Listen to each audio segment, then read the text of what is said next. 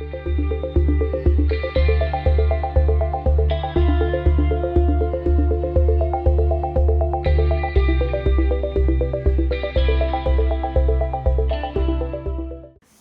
this is Zach with worn&wound, and today we're taking a look at the Victorinox I.N.O.X carbon watch.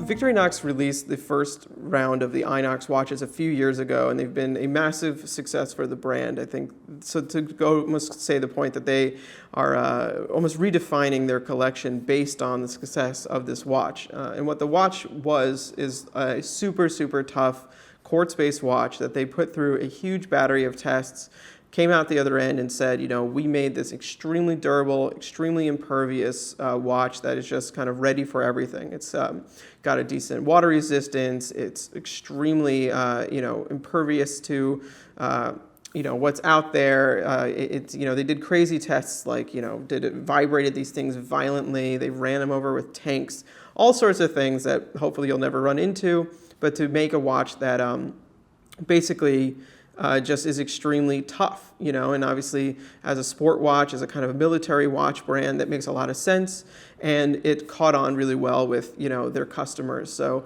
obviously the brand makes a lot of things other than watches, most notably knives, but there's that certain kind of person who is really attracted to the Victorinox name, the Swiss Army name, and the concept of something really tough, really durable, just really clicks there. So they've done some permutations on the watch.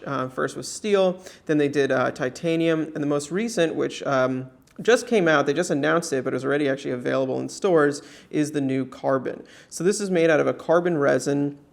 And it's a material that, frankly, used to be really exotic and now is becoming more common. And we've seen it in a few micro brands, but this is the first time, to my recollection, right now we've kind of seen it in a more established sort of like independent or sort of household name brand, which is really cool because it's a different material that has kind of interesting properties to it that frankly just further expands the catalog and what is available. So what you have is this interesting black case. When you see it in person, it's got a lot of little modeling texture to it, so it doesn't look like pure black. It doesn't look like a PVD. It does have it's something between almost a plastic and a stone look to it. So there is a plasticky quality to the feel of it. It doesn't feel like a metal, like it's very kind of temperature neutral in a certain way. But the texture almost makes it look like a marble almost. And I happen to find that very appealing. It also has a sort of a matte sheen to it, which works really, really well with the concept. And then to kind of further make this new model depart from the older versions of the I.N.O.X is they gave it the dial an overhaul that I think really works well and is very cool and aggressive. So just quickly, once again with the case, it's a 43 millimeter case, so it is pretty big. 52 millimeter lug to lug and 13.78 millimeters tall. So it is a sizable watch, but it somehow wears pretty well. Like, I don't feel like this is nearly as big as other 43 millimeter watches I've tried on. It's also 52 millimeter lug to lug, very long, but that it curves down well, so it doesn't feel too much. Obviously though, it is a sizable watch. I'd love to see them do it at 40 as well. I think that'd be a great size for this watch and this concept as well. But for 43, I still think it's fairly wearable. And because it's quartz and here in the carbon, it is actually fairly light too, so that's nice. And then the design of the case, it's just really solid. It's got some nice faceting on it, big crown guards, big crown, 200 meter water resistance, sapphire crystal there. So there's a nice design element to it. There's a nice solidity to it. I think it's just attractive as well. Doesn't look too generic or anything like that. But then so they did for this dial, the old dial was all batons, but it's actually a monoblock dial, they call it. So it's made out of one piece, and that has to do partially with the durability. This thing is vibrating. They're putting this through some crazy vibration tests, but those markers can't come off. So they're built into the dial, but they do a really good job of making them look like applied markers. So it used to be just batons, and here they went with this more of an explorer dial concept. So you have the 3, 6, 9, and then you have the Victorinox logo up there at 12.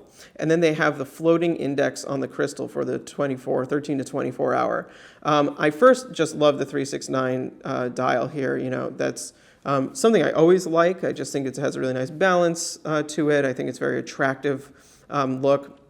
But then their execution of it's also really nice. The typeface used here is very attractive. I happen to really like the oversized circles on the 6 and the 9. It's both at one hand, you know, kind of military looking, but it's also kind of friendly. It doesn't feel overly aggressive, overly intense or anything like that. And then this floating index thing is super cool. So this is something I've seen on some of their Air Boss watches before, and it's a design element that I really think that they could bring, you know, further into the brand. And clearly, I mean, they are seeing it here on the I.N.O.X. And so it's just printed on the back of the crystal, so it's floating above. That gives it a really nice separation from the dial. You can kind of disappear when you're looking just at the hands, but then if you want to focus in on it, it's there. Obviously, it's the, you know, it gives you this reference for if you're you know, in 24-hour time, military time, and you need that extra scale. And then it's just cool looking. That hint of red really pops off the black, and then you have the red second hand under there, also just pops out. So yeah, I mean, I just think this design, this dial design with that crystal is just so, it's just very attractive. Like there's nothing about that I don't like. One of the other standout features of this watch is the use of the NYMACA paracord strap. So there's actually, it's available in 2 different versions, one with a rubber strap and one with the paracord. This is something they originally did as a limited edition, and once again, it was so successful, really kind of speaking to that, you know, everyday carry kind of culture, who are going to be really attracted to this watch and their knives. This, you know, woven paracord with interesting hardware, it just gives it that kind of over-the-top, kind of military, scrappy look. There's something very DIY about it, something very EDC. Once again, speaks to knives, speaks to military, speaks to outdoorness, ruggedness, and it's very rugged.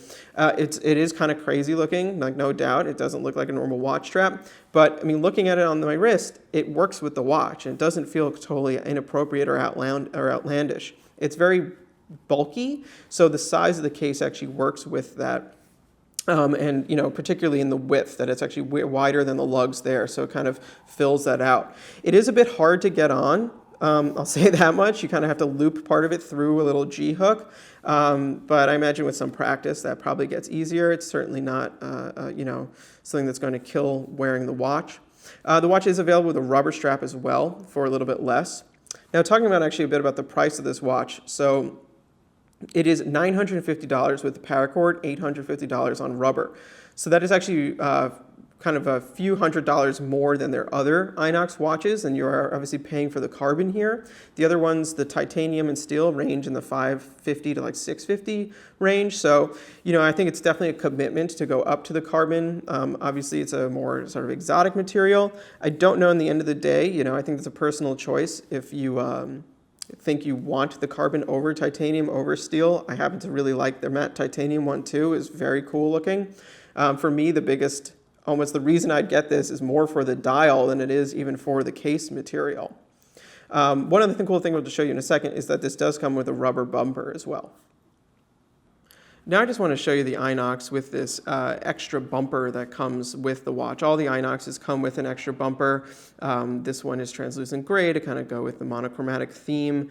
The idea of this is to really just add another layer of protection to the watch should you be wearing it in a particularly hazardous situation or environment. You know, I imagine with the watch like this, I mean, the intention of it is for you to wear it actively and for you to, you know, potentially do sports and things you wouldn't do with another watch, a mechanical watch, a more, you know, dainty watch, if you will. Maybe that's rock climbing, maybe it's riding ATVs, maybe that's skateboarding, who knows. But stuff where you potentially are going to be scraping it against, you know, rough materials, maybe you're going to fall, maybe you're going to tumble on occasion. This is going to protect the case from any scratches. I imagine it'll add a little bit even more shock protection, though I don't know if this watch needs that additional shock protection, but it is definitely protecting the crown, which would be a weak point on any of these watches because there's a stem there. Even though it's screwed down, you know, this is really sealing it off, and it covers the back as well. So you can see that is a very kind of protective layer. It's kind of funny. Most likely you're not going to use it very much, but I think for the person who's really buying this for the qualities of its durable, rugged qualities, this might be a fantastic, extra to have. To wrap up, the I.N.O.X carbon is another really cool offering from Victorinox. It's really cool to see them going this way with the I.N.O.X line, continually kind of improving on it and permutating on it. I think that obviously they know they have a success on their hands. This is, I believe, the 4th variation, not including other limited editions they've had. On the line, this one perhaps is the biggest departure. The use of the carbon case I think is really interesting. Might not be for everyone. It does add a pretty substantial premium to the watch, but it is very cool looking. It definitely goes with the theme. I generally speaking like to see that is now being kind of brought down from the hot horological scene and into more kind of everyday watches for normal people, frankly.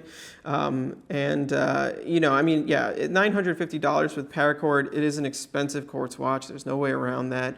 I think the other versions, titanium and steel, at $550 to $650 range, are more approachable, certainly, and they're also still on the high side for quartz, but it is a Swiss-made quartz and it has all of these added durability features. So you can kind of see where the $550 comes from, but the extra price for the carbon is a bit of something to get over. But I think if you find this watch extremely attractive, and I do think it is extremely attractive for that kind of intense, kind of rugged military look, maybe that it just doesn't even matter. To me, like I said, the most successful thing here is the new dial with the floating index.